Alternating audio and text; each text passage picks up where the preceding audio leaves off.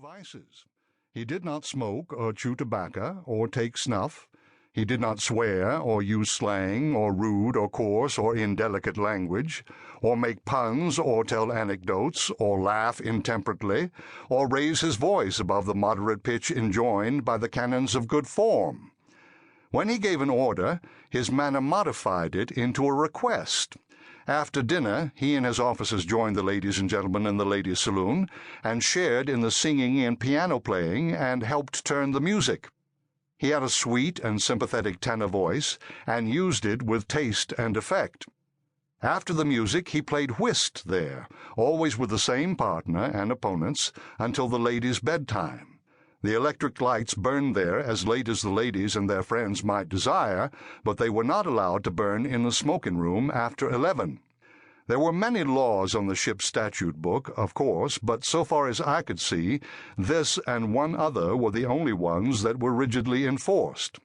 The captain explained that he enforced this one because his own cabin adjoined the smoking room, and the smell of tobacco smoke made him sick.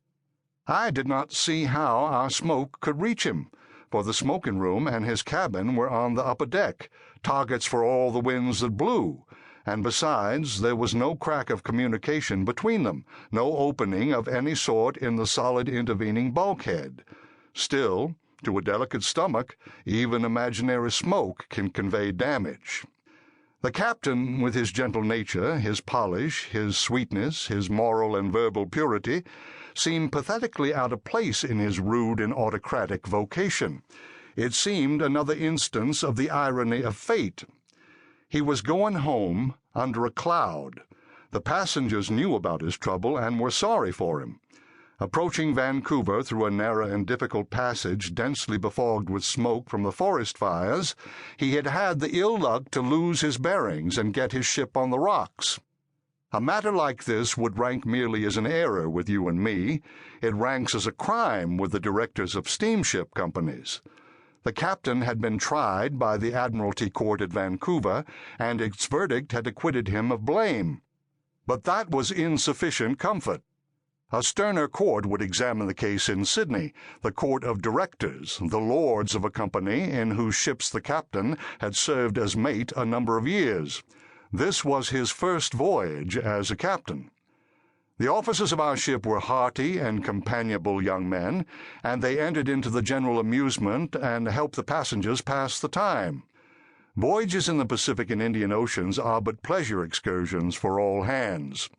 Our purser was a young Scotchman who was equipped with a grit that was remarkable. He was an invalid and looked it as far as his body was concerned, but illness could not subdue his spirit. He was full of life, and had a gay and capable tongue.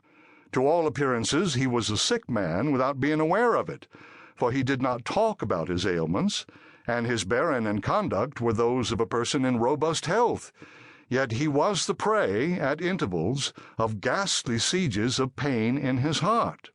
These lasted many hours, and while the attack continued, he could neither sit nor lie. In one instance he stood on his feet 24 hours fighting for his life with these sharp agonies, and yet was as full of life and cheer and activity the next day as if nothing had happened.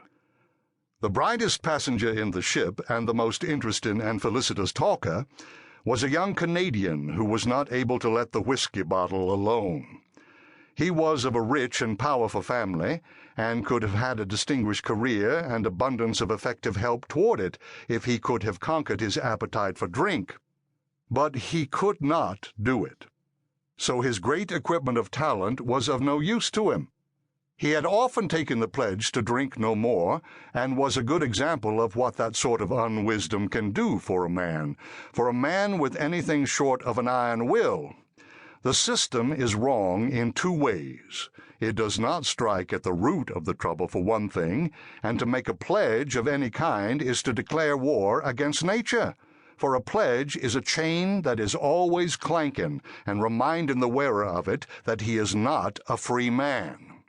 I have said that the system does not strike at the root of the trouble, and I venture to repeat that.